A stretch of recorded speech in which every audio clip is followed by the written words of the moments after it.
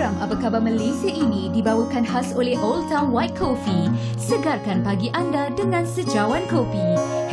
#Kopi dulu, makan dulu. Senyum segar di pagi hari. Segala sentosa.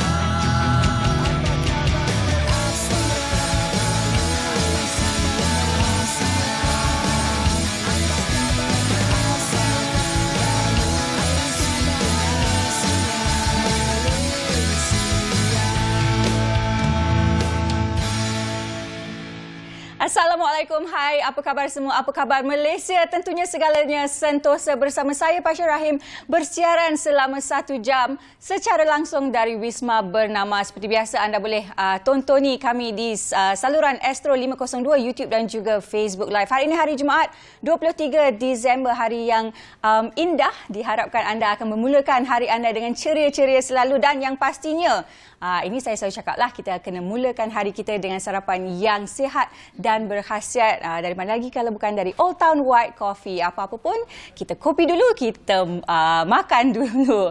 Baik, untuk hari ini kita ada pelbagai pengisian yang menarik. 3 topik yang kita akan bentang-bentangkan. 3 topik yang kita akan kongsikan bersama anda semua. Kita akan bercakap mengenai industri sawit negara. Kita juga akan berkongsi bersama anda langkah-langkah mitigasi bencana banjir. Seperti yang kita semua tahu, musim-musim tengkujuh ni banyak negeri-negeri yang terlibat ataupun terkesan dengan banjir, dan kita akan berkongsi ataupun berbincang mengenai perkara ini. Dan seterusnya, nak ujung-ujung tahun ni, kita nak masuk ke tahun baru, mesti ramai di antara kita yang ada azam-azam baru yang kita nak capai. Mungkin kita ada nak memotivasikan diri dan sebagainya. Kita akan bercakap dengan seorang doktor berkenaan azam tahun baru. Tapi seperti biasa, sebelum tu kita nak tinjau dulu apa agaknya antara berita-berita yang menarik. Petikan dari bernama.com bersama rakan pengacara saya, Nurul. Apa khabar, Nurul? Apa cerita kita bernama.com pagi ini? Okey, selamat pagi Pasha. Selamat pagi diucapkan kepada semua penonton Apa Khabar Malaysia. Dan seperti Pasha menyatakan daripada awal rancangan tadi, banyak berita baik yang nak dikongsikan kepada seluruh rakyat Malaysia. Tambahan pula dah penghujung tahun ini, pastinya mereka menantikan satu pengumuman baik. Yang ini kita nak kongsikan antara pengumuman yang baik yang telah pun diumumkan oleh Perdana Menteri pada semalam, iaitu kemudahan infrastruktur perlu disediakan untuk penjaja dan juga peniaga kecil di kota.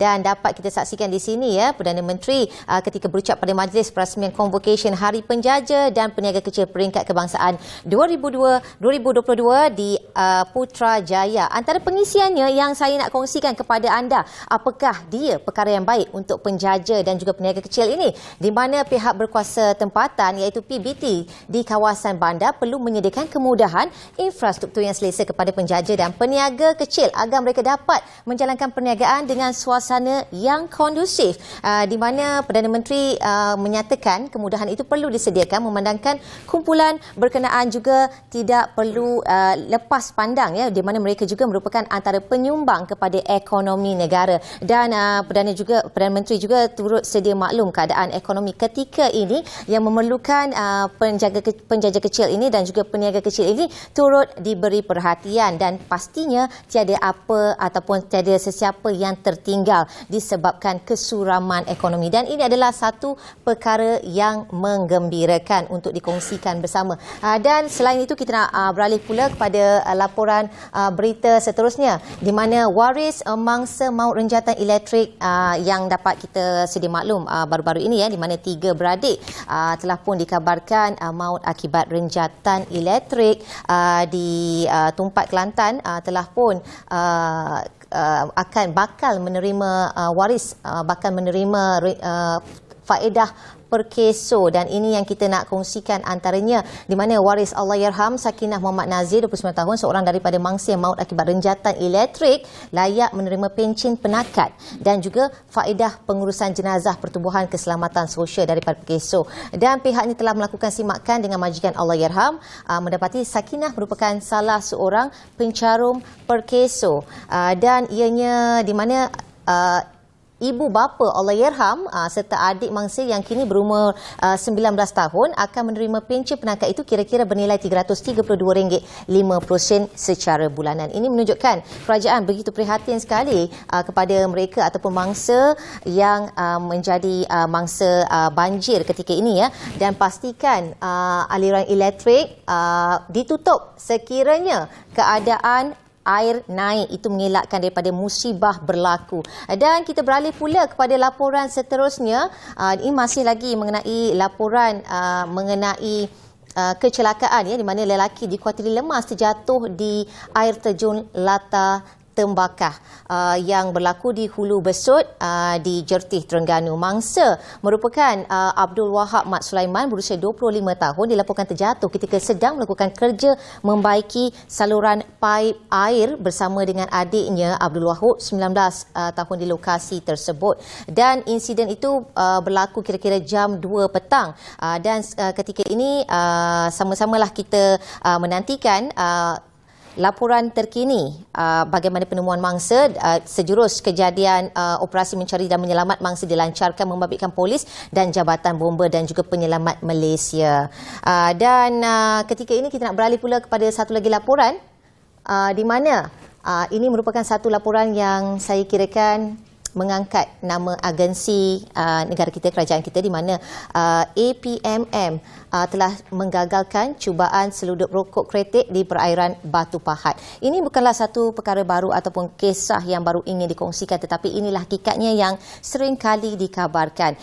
Dan ini merupakan satu langkah yang sepatutnya kita memberikan pujian kepada agensi penguatkuasa maritim Malaysia dan tahniah diucapkan di atas kegagalan cubaan penyudupan rokok kretek ini. Dan seperti biasa kita nak meninjau pula mengenai keadaan cuaca pada hari ini. Bagaimanakah agaknya? Adakah cuaca hari ini indah-indah belaka? Al-maklumlah ramai yang nak bercuti dah hujung tahun ni kan.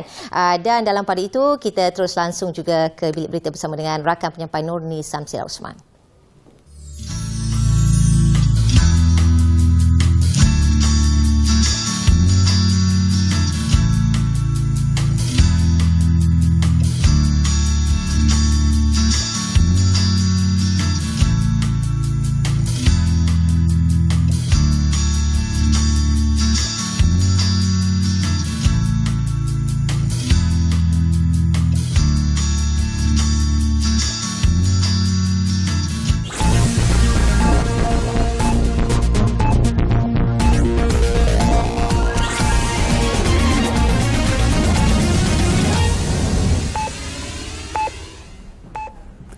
Assalamualaikum dan salam perpaduan dari Bilik Berita bersama saya Nurni Samsila Osman.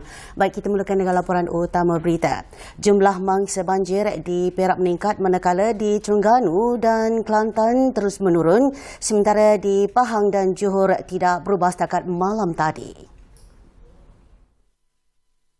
Di Perak, mangsa banjir di Bagan Datuk dan Hilir Perak meningkat kepada 41 orang daripada 15 keluarga berbanding 26 orang semalam.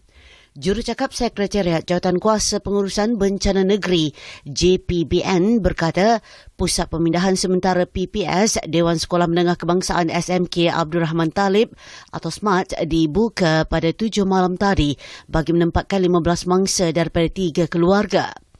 PPS Sekolah Kebangsaan SK Sungai Tiang Darat di Bagan Datuk pula masih kekal menempatkan 26 orang daripada 12 keluarga. Di Terengganu, jumlah mangsa banjir yang dipindahkan ke PPS terus menunjukkan penurunan angka kepada 27,396 orang berbanding 33,942 orang pada petang semalam. Sekretariat JPBN dalam kenyataan memaklumkan sebanyak 7,257 keluarga masih berlindung di 192 PPS di kesemua 8 daerah membabitkan Kemaman, Besut, Dungun, Hulu Terengganu, Setiu, Kuala Nerus, Kuala Terengganu serta Marang. Di Kelantan, seramai 24,690 orang mangsa banjir daripada 7,709 keluarga berlindung di 75 PPS malam tadi berbanding 25,755 orang daripada 8,015 keluarga semalam. JPBN memaklumkan kesemua mangsa ditempatkan di PPS di 9 jajahan membabitkan Pasir Mas, Tanah Merah, Kuala Krai, Pasir Putih, Kota Baru, Bacok dan Tumpat, Jeli dan Machang. Di Pahang, Sekretariat JPBN memaklumkan mangsa banjir malam tadi masih kekal seperti petang semalam iaitu 23 orang daripada 6 keluarga yang ditempatkan di PPS SK Sungai Ular. Di Johor, jumlah mangsa banjir yang masih ditempatkan di 2 PPS di Sekamat kekal 46 orang sama seperti dicatatkan semalam. Hari ini SAR yang memasuki hari ke-8 operasi mencari dan menyelamat seorang lagi mangsa tragedi tanah runtuh di tapak perkhemahan Fathers Organic Farm, Gotong Jaya Batang Kali disambung semula kira-kira 8 pagi tadi. Ketua Polis Daerah Hulu Selangor, Superintendent Sufian Abdullah berkata operasi bersambung yang bersambung pagi ini telah ditangguhkan kira-kira 8 malam tadi ekoran hujan. Tragedi yang berlaku pada 2.42 pagi Jumaat lepas itu setakat ini menyaksikan 61 selamat, 30 nyawa terkorban manakala seorang lagi masih hilang daripada keseluruhan 92 mangsa yang dilaporkan terlibat.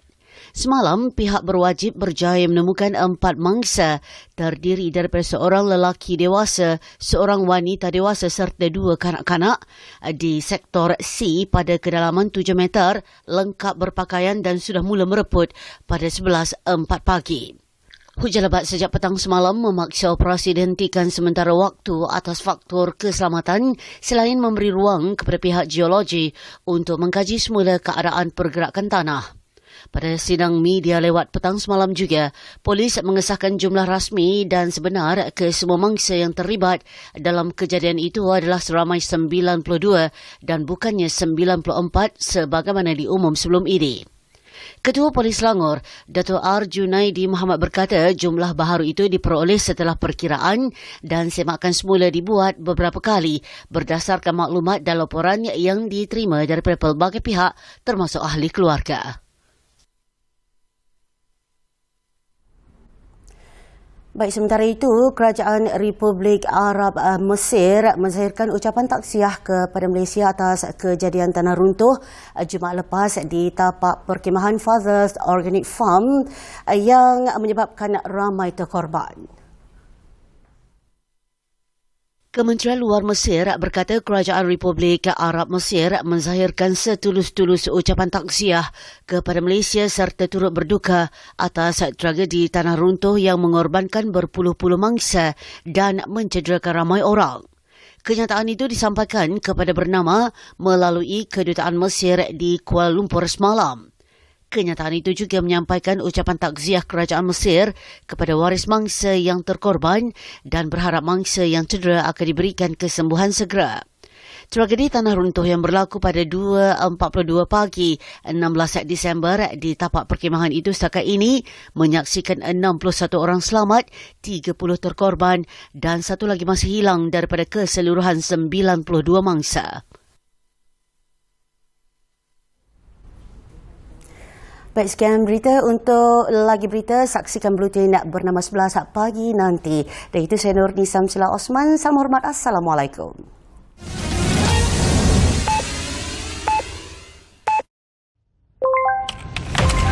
Dalam kita membangunkan aplikasi yang memberi kesejahteraan kepada negara, ada yang menyalahgunakannya. Sejak kebelakangan ini, terdapat peningkatan ketara dalam penyebaran maklumat atau berita palsu yang boleh menimbulkan kekeliruan dan kegusaran di kalangan masyarakat. Ancaman berita palsu tanpa verifikasi sumber, fakta dan maklumat memberi impak serta implikasi negatif kepada rakyat dan negara. Sebarang penyebaran berita palsu akan dikenakan tindakan undang-undang serta didakwa mengikut Seksyen 505 Kanun Kesiksaan dan Seksyen 233 Akta Komunikasi dan Multimedia 1998. Denda maksimum RM50,000 atau penjara tidak melebihi 1 tahun atau kedua-duanya dan juga denda selanjutnya setiap hari kesalahan berjumlah RM1,000. Bersama, cegah berita palsu. Sebar fakta, bukan dusta. Tidak pasti, jangan kongsi.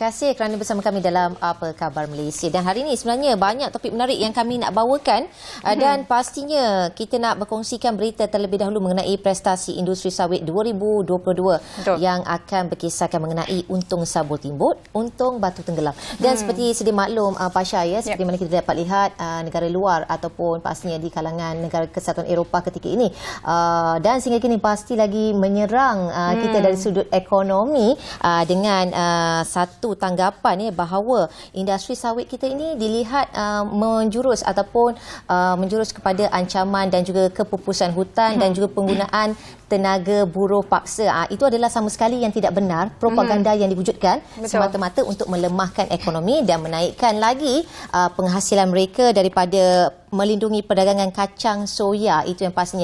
Dan sebenarnya itu yang kita nak kongsikan lebih lanjut lagi bersama dengan tetamu kita di studio pada hari ini. Betul Nurul. Jadi seperti yang kita tahu, semua tahu sebenarnya industri minyak sawit ini merupakan antara ekspor utama negara kita dan orang kata it contributes a lot to the economy of the country. Jadi untuk hari ini kita akan bercakap bersama yang berbahagia Datuk Dr. Ahmad Parviz Haji Gulam Kadir berkenaan prestasi industri sawit 2022. Untung sabut timbul, untung batu tenggelam. Begitulah tajuk kita pada hari ini. Assalamualaikum dan selamat datang ke studio Apa Khabar Malaysia pada pagi ini, Datuk.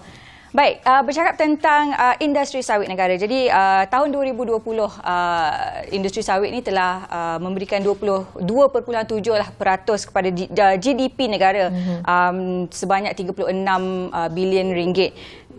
Bagaimana industri sawit ini boleh dilihat dalam membantu melonjakkan lebih lagi ekonomi negara, terutamanya sekali dalam tahun yang akan datang ini, semua yang kita tahulah akan menghadapi keadaan yang tak berapa stabil dan sebagainya. Mungkin Doktor boleh jelaskan. Datuk. Assalamualaikum warahmatullahi wabarakatuh. Terima kasih atas peluang ini. Ya, seperti kita tahu, industri sawit adalah industri yang cukup penting bagi negara kita, khususnya dari segi pendapatan ekspor dan juga dari segi membantu rakyat, khususnya pegembung kecil. Kita lebih kurang setengah juta rakyat Malaysia pegembung kecil yang terlibat dalam industri ini, selain daripada industri yang syarikat-syarikat perdagangan yang besar. Buat masa ini kita ada lebih kurang 6.7 juta hektar. Hampir 70% kawasan pertanian di negara kita ini adalah dipenuhi oleh ataupun ditanam dengan kelapa sawit. Menunjukkan betapa pentingnya tanaman dan juga industri ini. Dan kalau kita lihat dari segi penghasilan, buat masa ini hasil kita agak rendah berbanding dengan mungkin beberapa tahun yang lepas. Tahun ini sehingga November kita menghasilkan lebih ke 16.83 juta tan minyak sawit mentah berbanding 16.7 juta tan pada tahun lepas. Meningkat sedikit lebih kurang 1%. Masih lagi disebabkan oleh kekurangan buruh di negara kita. Walau bagaimanapun dari segi ekspor juga menunjukkan sedikit peningkatan 1.3%. Pada tahun ini kita mengekspor minyak dan juga produk-produk hasilan sawit sebanyak 22.4 juta tan berbanding dengan 22.14 juta tan pada tahun lepas. Dan apa yang penting, antara negara-negara yang mengimport atau pengimport utama minyak sawit di Malaysia dan juga produknya adalah Kesatuan Eropah, China, India, Turki dan juga Kenya dan beberapa negara-negara lain. Dan di segi nilai ekspor sebenarnya kalau kita lihat, tahun lepas kita mencatatkan 108 bilion dan tahun ini sehingga November kita telah mencatatkan 120 bilion.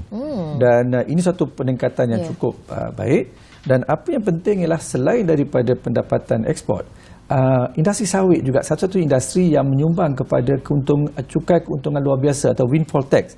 Dan pada tahun lepas dijangkakan lebih kurang 1.9 bilion telah disumbangkan kepada negara. Dan tahun ini untuk 6 bulan pertama sebanyak 2.1 bilion ringgit telah disumbangkan kepada negara melalui cukai luar biasa ini. Dan ini sikit sebanyak telah membantu untuk membantu negara kita, khususnya berhadapan dengan pandemik COVID dan juga untuk pembangunan.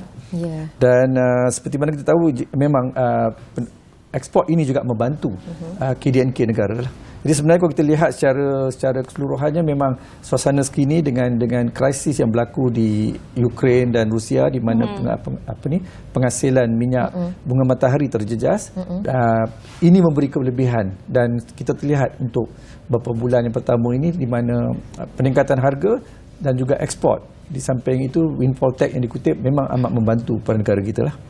Dan jelas sekali menurut pandangan Datuk, krisis yang berlaku ketika ini antara Rusia dan Ukraine memberikan manfaat kepada industri minyak kelapa sawit negara. Dan adakah ianya dilihat berpanjangan ataupun masih lagi kita dalam fasa untung sabut timbul, untung batu tenggelam? Bagaimana Datuk? Betul.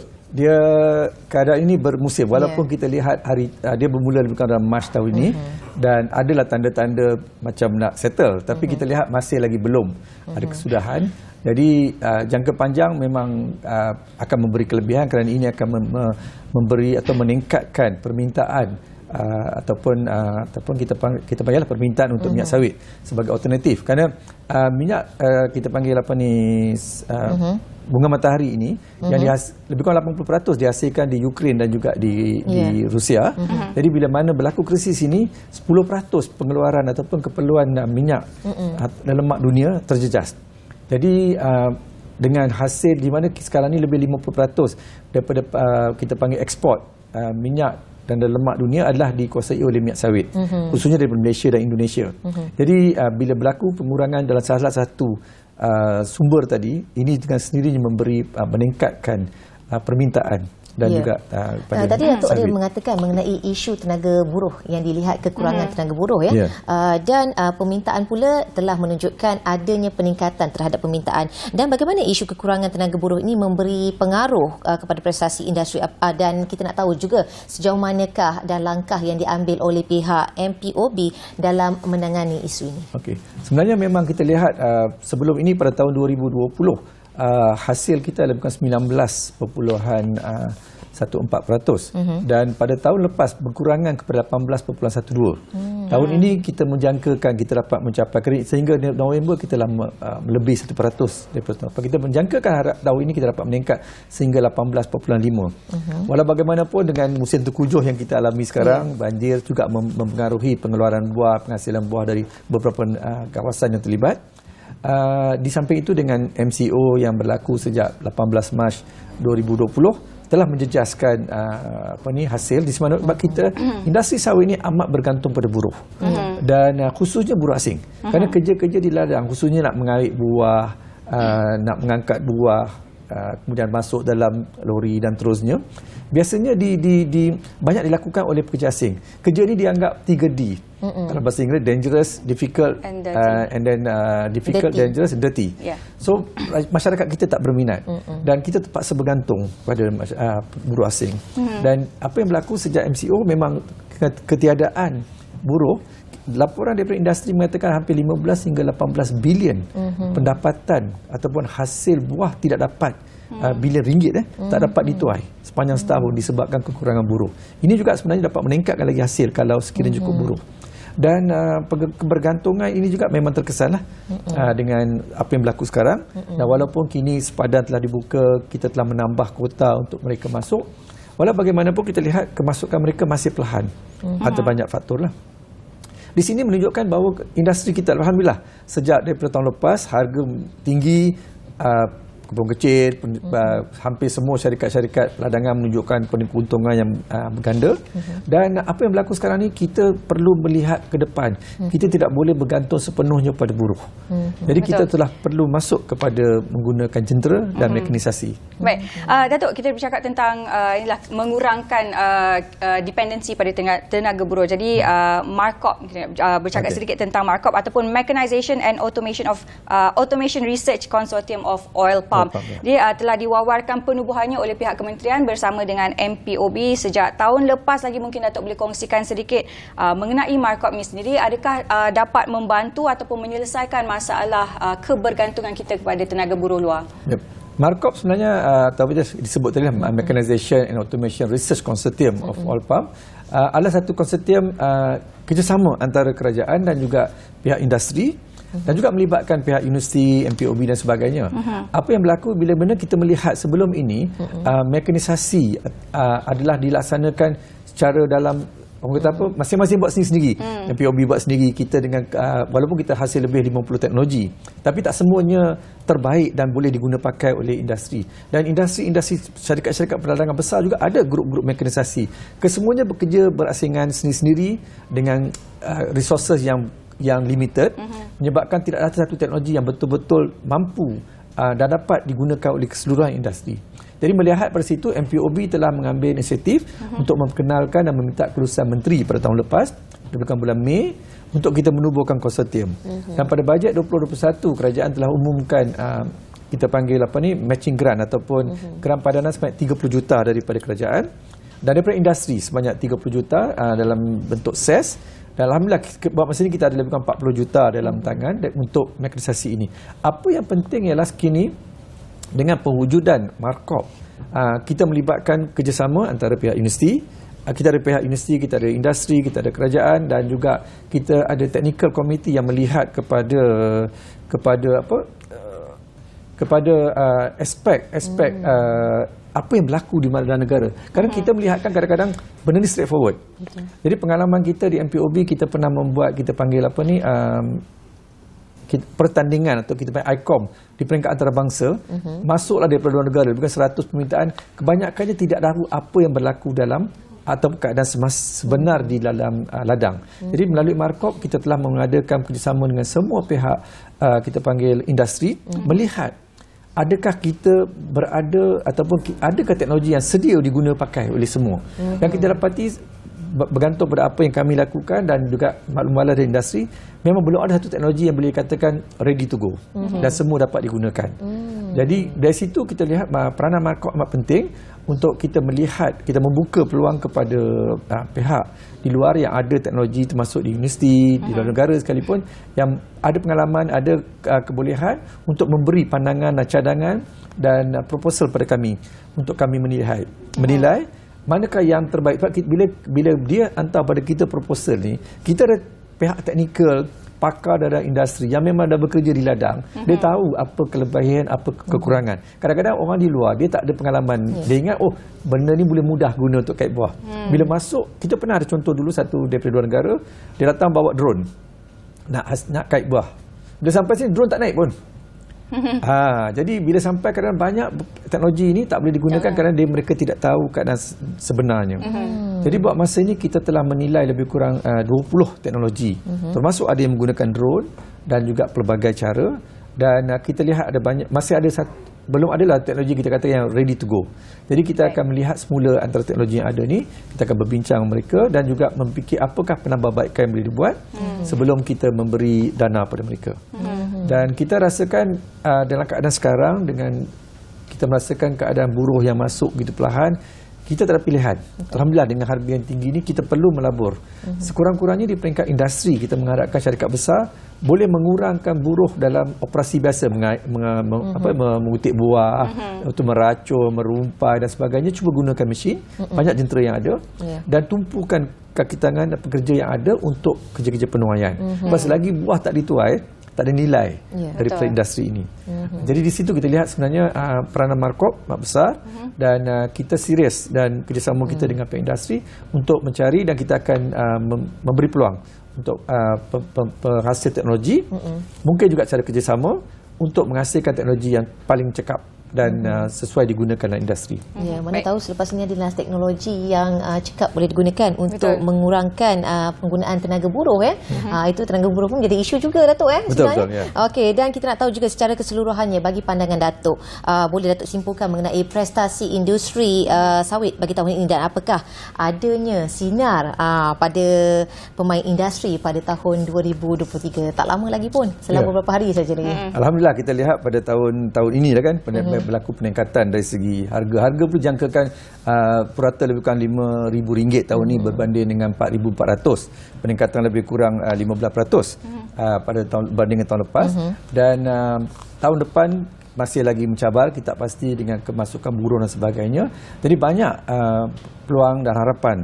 Jadi apa yang kita harapkan ialah kita menjemput warga mereka yang berminat dengan industri kita ni untuk menyertai kami di MPOB. InsyaAllah pada 12 bulan Januari 2023, MPOB akan menganjurkan Palm Oil Economic Review dan Outlook, di mana kita akan jemput pakar-pakar dalam negara dan luar negara, termasuk dari industri, untuk menyatakan apakah prestasi sepanjang 2022, cabaran-cabaran yang hadapi, dan juga apakah harapan kita pada 2023 yang akan datang. Dan pastinya kita mengharapkan lebih baik, walaupun kita menjangka ekonomi akan terkesan pada tahun akan datang. Kita mengharapkan dari untuk industri ini insya-Allah kita mendapat lebih baik dan boleh membantu ekonomi negara lah. Kita ada maklumat lanjut boleh dapat daripada QR code yang ada atau boleh hubungi MPOB pada talian 8769 4567 ataupun layari laman web mpob.gov.my untuk maklumat lanjut. Kita rasa ini satu peluang yang cukup baik dan kita di awal tahun dan sama-samalah kita mendoakan industri ini akan terus lestari dan terus membantu ekonomi negara kita. Ya, terima kasih. Baik. Itu dia perkongsian daripada yang berbahagi Datuk Dr. Ahmad Parvez Haji Gulam Kadir berkenaan industri sawit negara yang pastinya industri sawit ini merupakan salah satu sektor yang amat penting menyumbang kepada ekonomi negara kita, Nurul. Sektor antara sektor utama ya. Betul. Dan diharapkan cuaca juga memainkan peranan penting dan sama-sama kita doakan supaya negara kita dijauhkan daripada musibah banjir yang berterusan. Amin. Itu yang pastinya. Dan kita ucapkan ribuan terima kasih kepada tetamu kita sekali lagi atas kesudian masa bersama kami pada hari ini untuk tajuk prestasi industri sawit 2022 untung sabut timbul, untung batu tenggelam. Dan ketika ini kita akan berhenti rehat seketika. Betul. Kita akan kembali selepas ini dengan lebih lagi perkongsian yang menarik. Jangan ke mana-mana. Join us in January 2023 for the Palm Oil Economic Review and Outlook Seminar. A greater future of oil palm industry is underway. This year, we're exploring on how the oil palm industry is seizing opportunities amidst global challenges through paper presentation on topics such as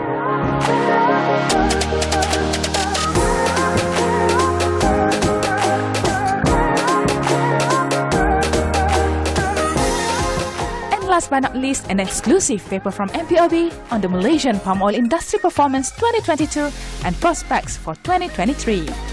The RNO seminar is your choice to learn the economic strategies and tactics and to remain relevant in the oil palm industry from the thought leaders, including Datuk Dr. Ahmad Parvez Haji Gulam Kadir, Dr. Satya Varka, Mr. Fadil Hassan, Dr. Julian McGill, Dr. Wan Asin Satayanuat, Professor Dr. Yeo Chun Yan, Mr. Nasim Ali, Mr. Ari Vidya Arimoto, and Dr. Azmil Haizam Ahmad Tamizi.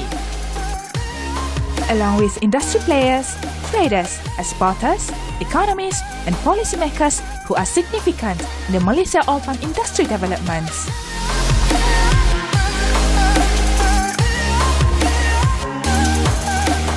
Why waste time and effort searching for answer to oil palm industry's potential, hopes, and challenges?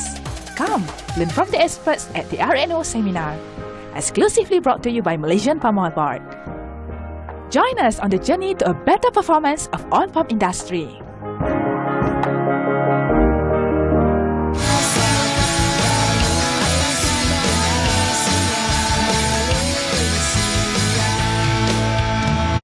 Langkah-langkah keselamatan di musim banjir. Persediaan sebelum banjir. Dengar pengumuman melalui media massa.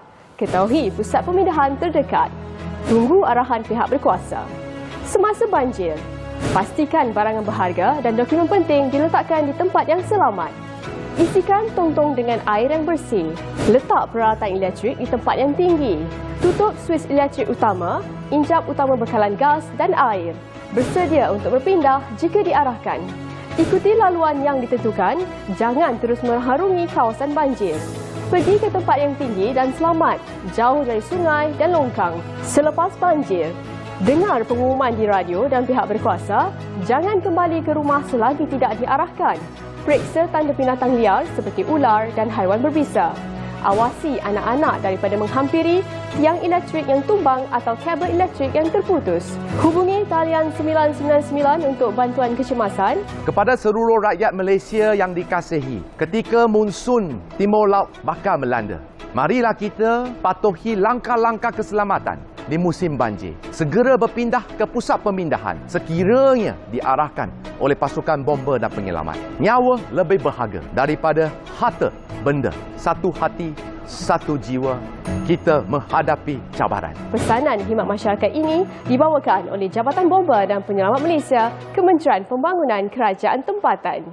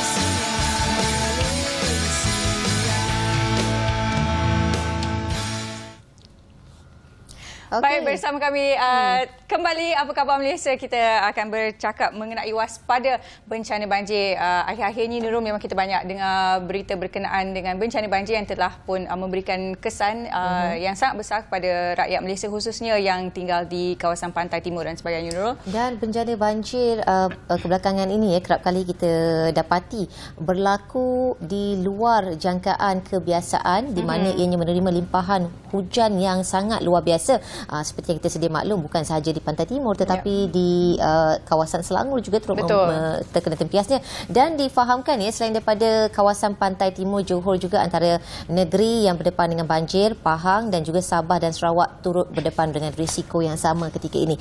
Jadi kita nak mempelajari bagaimanakah untuk bersiap siaga apabila berdepan dengan banjir. Pastinya waspada bencana banjir menjadi topik pilihan kita hari ini bersama dengan Profesor Datuk Dr. Azizan Abu Samah. Assalamualaikum Prof, apa khabar? Assalamualaikum, terima kasih kerana menjemput saya. Okey Prof, seperti yang kita sedia maklum kita bercakap mengenai banjir. Sedangkan banjir ini kerap kali berlaku saban tahun dan ianya seakan-akan dah menjadi acara tahunan pun. Dan namun masalahnya kerap kali kita lihat seperti masalah ini tidak dapat diselesaikan. Dan setiap kali datangnya banjir, masalah yang sama juga kita akan berdepan mengenainya. Dan bagi Prof, mengenainya tak ada ke jalan penyelesaian khasnya yang membabitkan banjir yang berlaku di pantai timur ini? Baik, yang pertamanya yang saya kena tekankan, kita tidak boleh menahan hujan. Betul. Okey. Dan kejadian hujan ni dipengaruhi oleh faktor-faktor yang dikatakan cuaca ataupun meteorologi. Dan apa yang kita kena ingat ialah setiap kali ada monsun timur laut, kita akan ada apa yang dikatakan luruan monsun. Kalau dalam musim timur laut mungkin ada 6 atau 7 luruan monsun, dan antara satu daripada luruan monsun ni yang lebih kencang lagi, macam apa yang terjadi pada 17, 18, 19 yang baru-baru ni, dia akan menghasilkan hujan yang lebih daripada biasa. Jadi kalaulah semasa biasa banjir tahunan dekat paras buku lali atau paras lutut, oleh kerana sekarang ni luruan itu lebih kencang, lebih kuat, hujan lebih banyak, dia naik sampai paras orang kata dada sebagai contohlah apa yang jadi baru-baru ni. Jadi masalah dia setiap tahun khasnya di pantai timur dia akan ada banjir. Tapi sama ada banjir itu teruk atau tak teruk, dan yang satu lagi sama ada banjir itu dijangka teruk atau tidak. Ini dipengaruhi oleh faktor iklim pula, iaitu La Nina dan El Nino. Kalau musim kebanyakan kes-kes banjir besar kita terjadi semasa La Nina. Jadi kita sekarang berada di keadaan La Nina dan dianggap akan orang kata pulih semula kepada neutral pada bulan Mac April ni. Jadi keseluruhannya untuk tahun 21 dengan 22 memang kita dapat lebih banyak hujan daripada biasa. Itu pengaruh apa dikatakan La Nina dengan Enso. Prof, nak tanya, terutama untuk negeri-negeri yang di pantai timur lah, seperti yang Nurul katakan tadi, banjir tahunan ni dah macam menjadi seolah-olah satu acara tahunan. Banjir di pantai timur pesta ni. Pula. Pesta dekat sana kan, main bah dia orang kata. Pada pandangan Prof, adakah langkah-langkah mitigasi yang boleh diambil?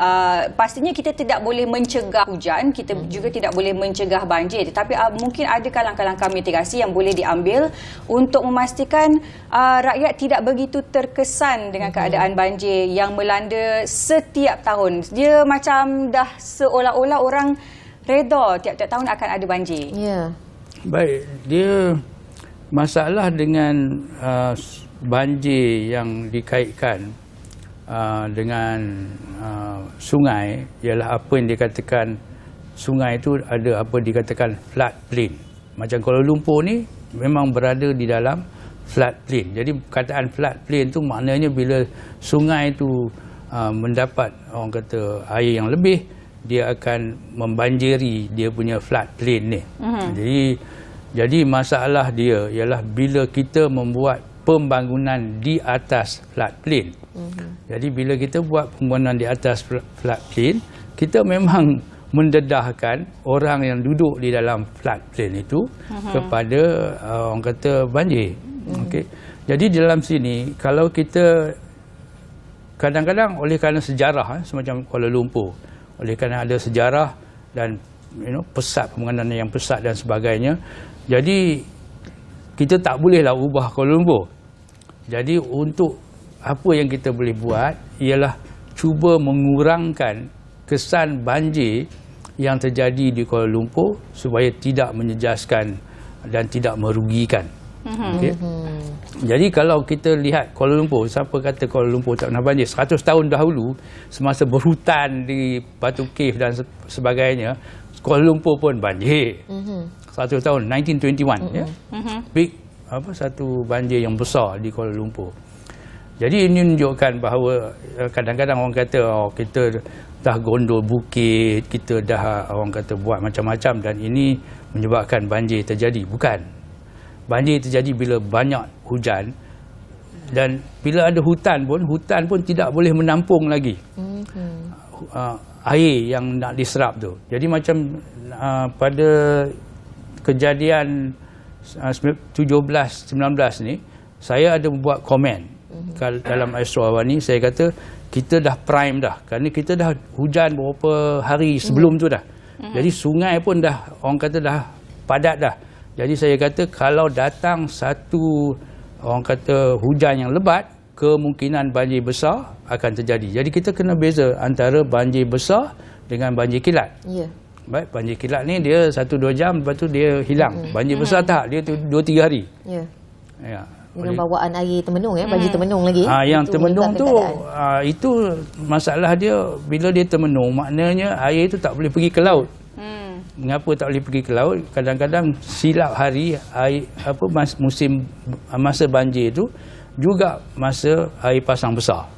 Jadi air macam yang terjadi di baru 1921 yang terjadi di Kelang. Jadi air laut masuk, air daripada luar, air daripada sungai tak boleh keluar.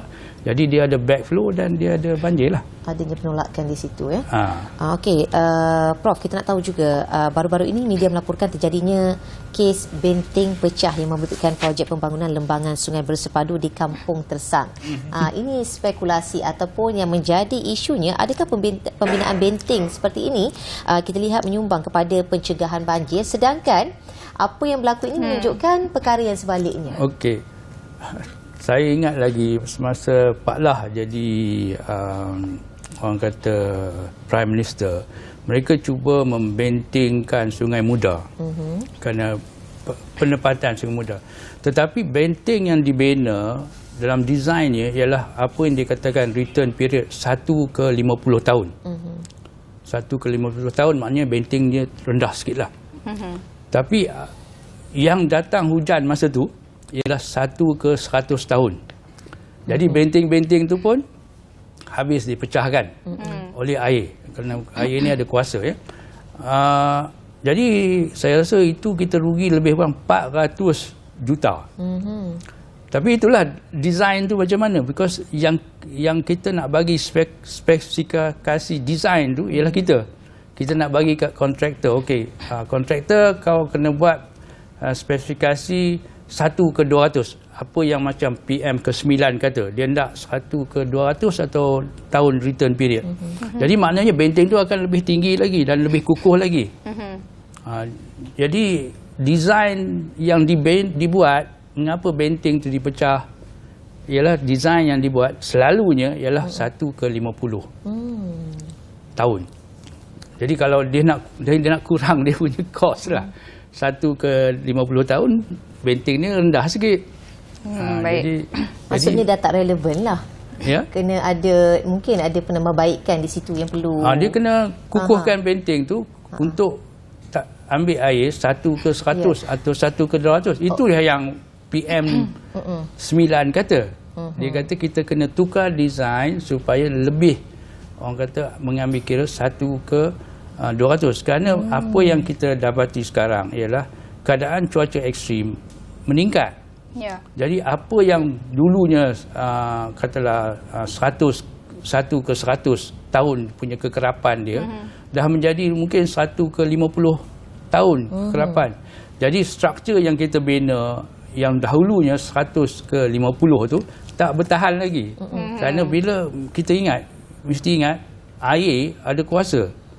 Jadi bila kalau air paras sini, you jalan randuk tak apa. Tapi kalau air paras sini, dia punya kelajuan, dia punya current dia tu, you sendiri pun akan orang kata dibawa oleh air itu. Jadi air lagi dia dalam, lagi kencang dia punya kuasa dia, lagi kuat dia punya arus dia. Dan mungkin Prof boleh komen sedikit sebanyak mengenai projek tebatan banjir yang bakal dilaksanakan tak lama lagi ya, alternatif dan juga dalam pengurusan banjir ini, bagaimana pandangan Prof mengenainya?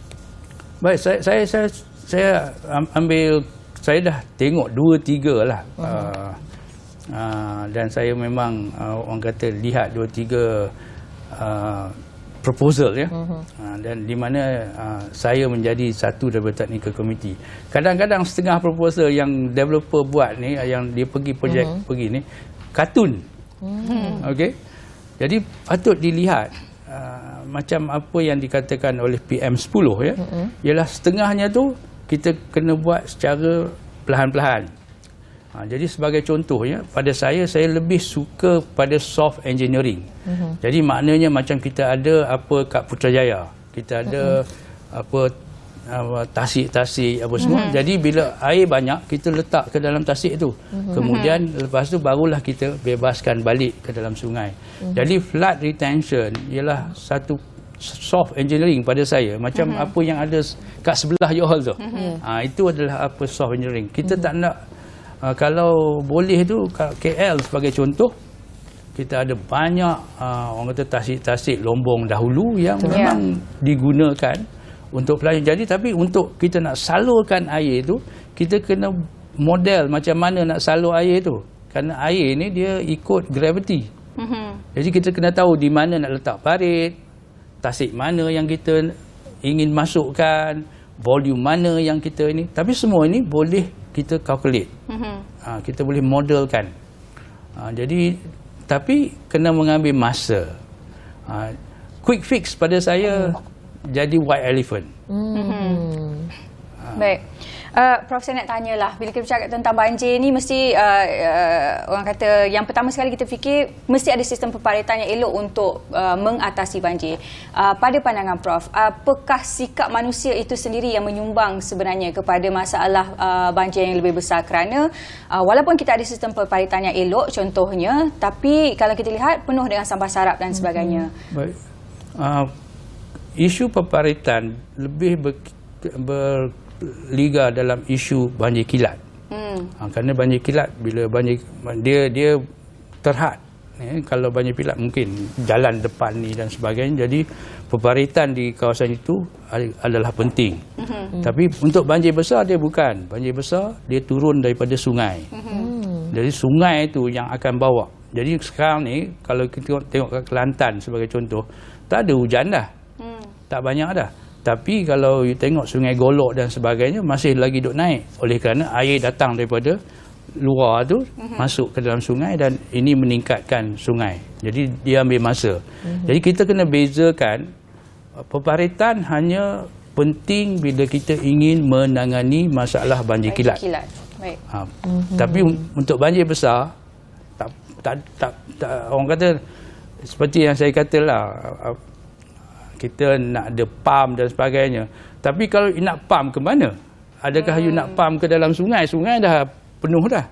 Jadi you hanya boleh pump bila sungai dah turun.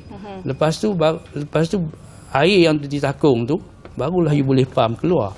Tapi kalau sungai tu dah melimpah, macam you ambil air rumah you masuk air, you cadur keluar, Tak buat apa. Itu dia antara penerangan yang lebih detail lagi. Kalau sebelum ni tanya kata kenapalah agaknya sebabkan sampah. Sebab kita kena pasti antara jenis banjir itu sendiri Prof ya.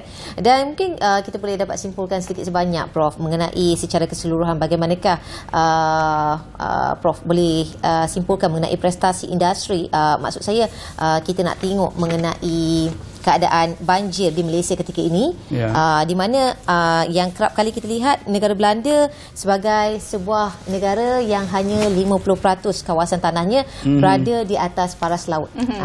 Ini dia. Dan selainnya adalah sebaliknya. Dan negara ini satu ketika dahulu pun turut berdepan dengan kes yang sama, masalah yang sama, iaitu masalah banjir besar. Namun kini ianya tidak lagi kedengaran. Mungkinkah disebabkan teknologi ataupun peralihan cuaca yang memainkan peranan perkara ini dapat diatasi ataupun tidak dilaporkan kerap kali berlaku? Pertamanya saya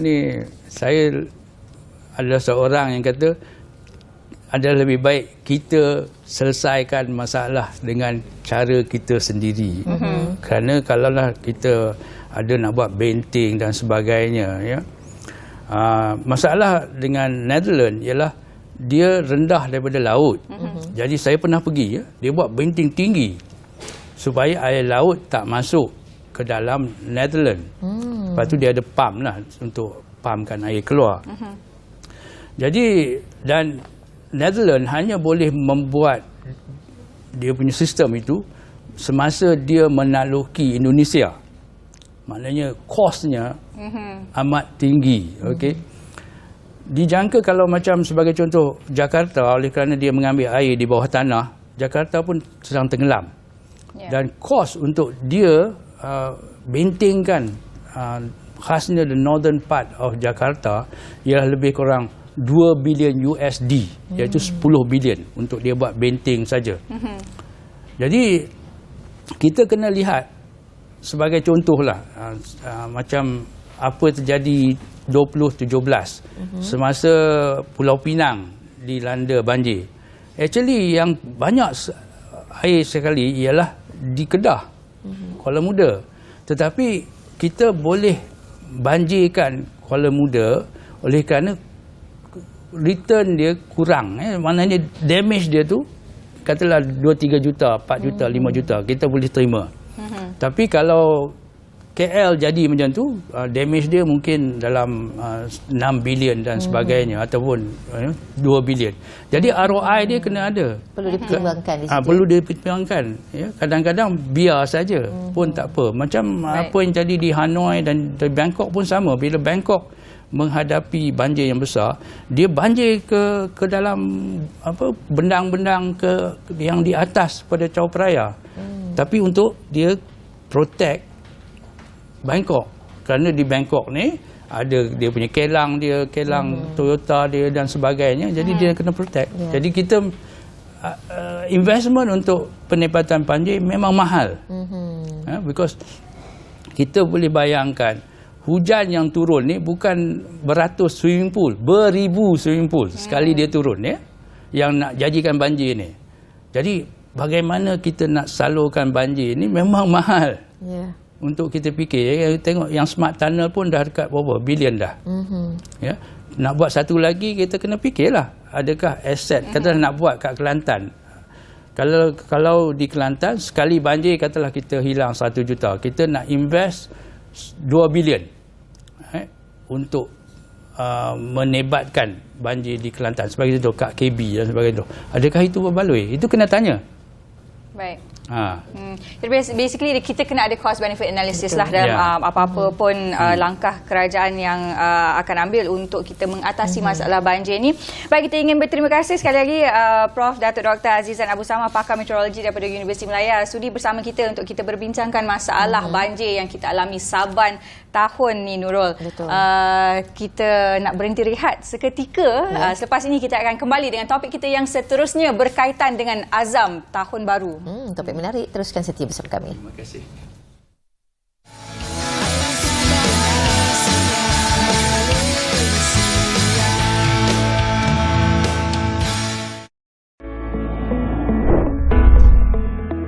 Malaysia sebuah negara yang kaya dengan kepelbagaian biodiversity dan tersenarai sebagai 17 negara megadiversity di dunia.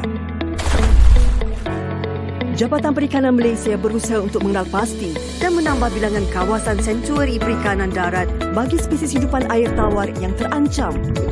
Spesies akuatik asli terancam kesan daripada pembukaan tanah, pengubahsuaian sungai dan pelepasan umum spesies asing. Anda boleh membantu mengatasinya melalui pemantauan oleh komuniti, mempromosi spesies ikan asli, aktiviti penguatkuasaan, kerjasama pintar melalui jaringan pihak berkepentingan dan memperkasa komuniti setempat melalui rasa pemilikan terhadap sungai.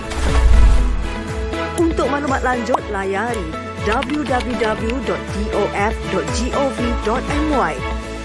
Lindungi ikan asli. Setiap pagi ke laut, teguran arwah yang terakhir itu pasti menyapa diriku. Ayah, nah. Tak payah, kita nak pergi dekat je ni.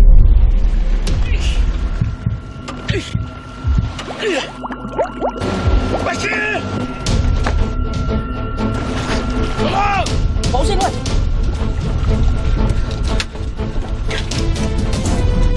Satu kali isyarat kecemasan melalui PLV telah disahkan. Maklumat diterima, kami sedia di atur gerak. Over. Detik hitam ini ternyata telah memberi kesan mendalam terhadap kehidupan kami.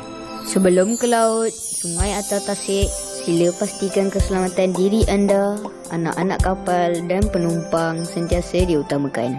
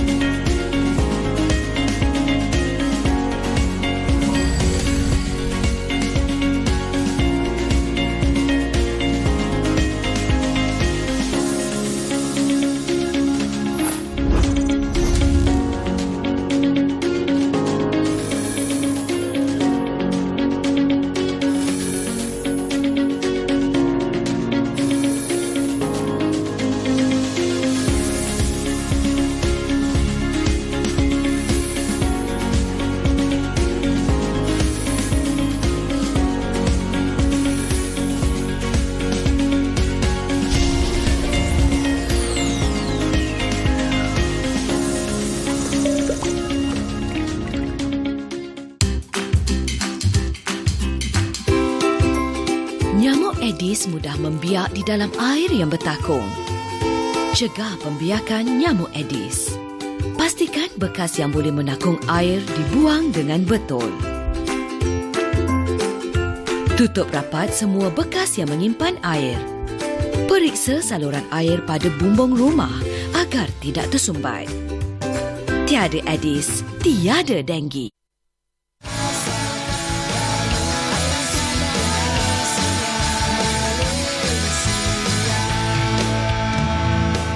Okey, dah bersempena dengan penghujung tahun ini. Pastinya ketika ini kita nak mengedit kembali ataupun nak audit kembali apakah hajat kita yang tercapai dan sebaliknya. Biasalah Pasha kan, azam sememangnya ada setiap tahun, bukan kata setiap tahun, setiap hari. Setiap hari ada je azam baru. Tapi terutamanya lah azam tahun baru tu kan, bila kita nak memulakan tahun baru tu memang berkubar-kubar sikit. Kita nak macam-macam lah azam tahun baru kita. Yang paling biasa, okey, kita nak mulakan lebihkan bersenam. Betul. Ataupun lebihkan gaya hidup yang lebih sihat. Macam-macam lagi lah azam tahun baru kan. Jadi tu di hujung ni kita nak bercakap tentang tajuk dia. Saya tersentuh jiwa saya membaca topik ni. Bila tersentuh ke tersentak? Itu yang sebenarnya. Itu kita akan find out sekejap lagi. Bila azamku hancur, impianku lebur. Aduh. Ya, pastinya menyengat sekali ya. Pastinya antara kita ada yang begitu jujur dikatakan, ada yang terasa ketika ini. Dan kita nak membawa tetamu kita di studio adalah Dr. Ahmad Syamsuri Muhammad, merupakan pensyarah kanan Fakulti Pendidikan Universiti Malaya. Apa khabar doktor? Apa khabar? Sihat ya? Alhamdulillah sihat. Alhamdulillah. Okey, topik kita hari ini topik yang menarik, santai-santai tapi sangat bertepatan sekali. Betul. Nak menjelang dengan tahun baru, kita nak hujung-hujung ni kita nak audit kembali diri kita, sejauh manakah pencapaian diri kita setakat ini. Dan bercakap mengenai bila azamku hancur, impianku lebur. Dia ada dua kategori ya doktor ya. Yeah. Sama ada azam ini kita sendiri yang mengambil mudah mengenainya, ataupun dah berusaha tetapi rezeki setakat itu sahaja tertulis. Dan bagaimanakah untuk diri kita bermuhasabah untuk menerima mungkin bagi saya pencapaian yang tidak memberansangkan ini, bagaimana? Okey, yang paling penting bila kita tentukan azam, kena tahulah real self dan ideal self kita. Diri sebenar dan diri ideal. Kadang-kadang orang letakkan azam terlalu ideal. Jadi dia tak berjaya capai. Okey, yang sepatutnya kita kena letakkan azam kita sesuai dengan diri kita yang sebenar. Jadi biasanya kalau kita letakkan diri kita dengan kebolehan diri kita yang sebenar, biasanya kita akan dapat capai lah. Betul. Tapi kalau terlalu ideal, kemungkinan untuk hancur, lebur tu lebih tinggi lah. Lebih tinggi. Jadi itulah jadi tajuk tu.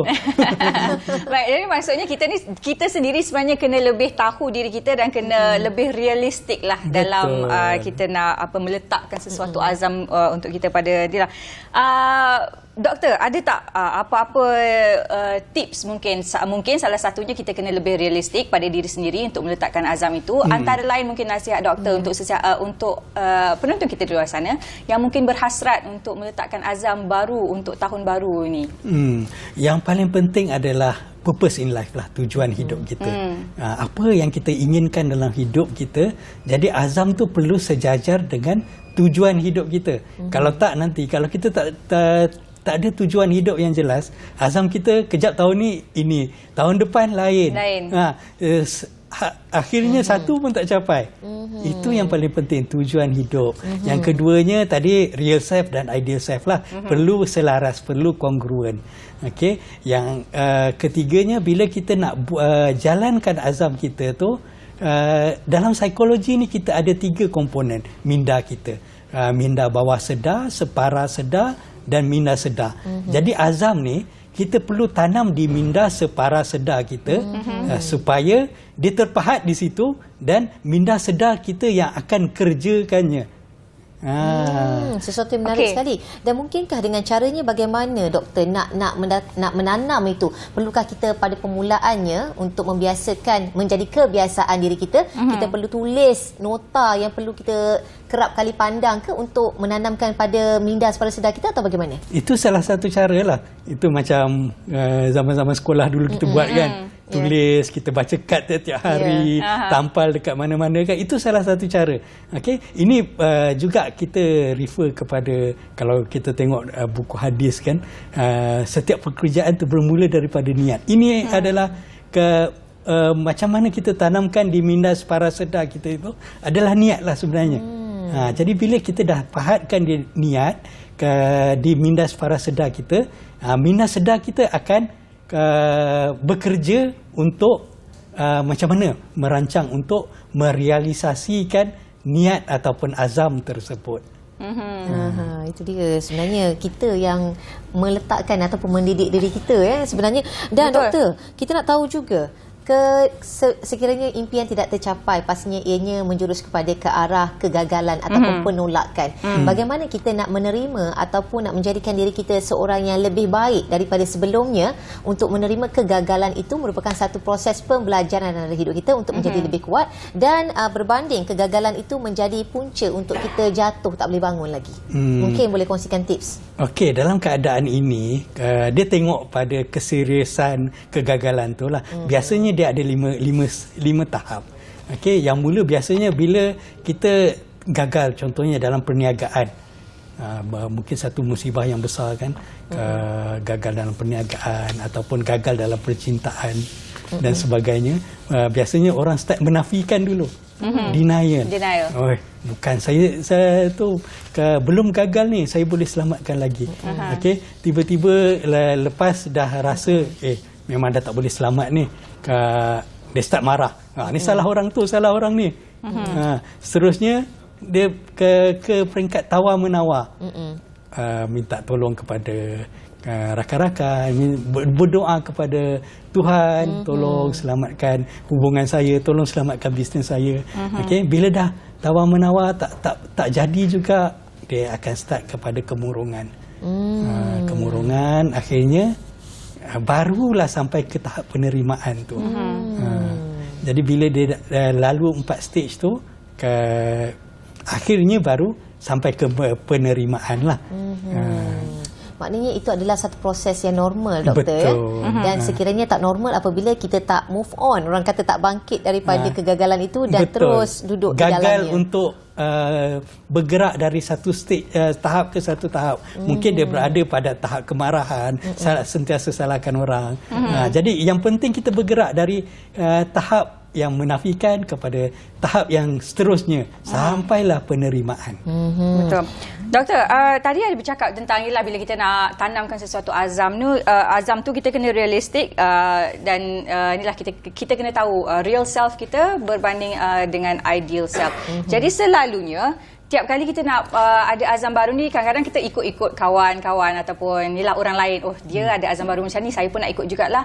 Jadi bagaimana seseorang itu dapat identify real self dia sendiri dan tidak membanding-bandingkan mungkin diri dia dengan diri orang lain, dan boleh meletakkan sesuatu azam itu sesuai dengan diri dia sendiri?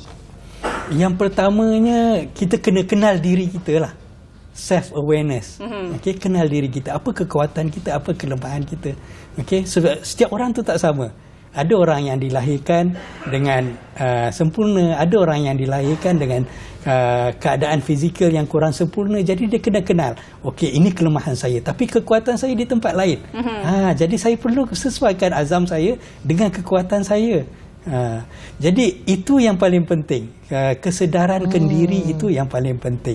Okey, sebenarnya nak tahu juga doktor, mungkin satu tips ataupun pencerahan kepada kita, mungkin saya dan mereka di luar sana yang tertanya-tanya, perlukah menanam azam itu secara spesifik? Maksudnya, kalau kita lihat kebanyakan antara kita azam tahun depan nak menjadi seorang yang lebih rajin, ataupun nak menjadi seorang yang kaya, nak menjadi seorang yang sihat, tetapi tak ada yang spesifik. Spesifik maksudnya saya perlu menjadi membuka sesuatu perniagaan dalam bidang contohnya kesihatan, makanan kesihatan, dan perniagaan saya itu saya akan pastikan akan berjaya. Itukah yang membuatkan azam kita kadang-kala tidak kecapaian kerana kita sendiri tidak jelas mengenainya? Betul. Jadi untuk semester ni saya mengajar student saya behavior modification. Contohnya untuk modify satu tingkah laku, mengubah satu tingkah laku, dia kena define tingkah laku tersebut. Contohnya nak jadi lebih sihat ataupun nak kurus. Apa yang didefinisikan dengan kurus tu? Apa macam tadi Nurul katakan kaya. Apa lagi tadi? Jadi apa definisi kaya pada dia? Pada seseorang itu. Jadi matlamat tu perlu jelaslah.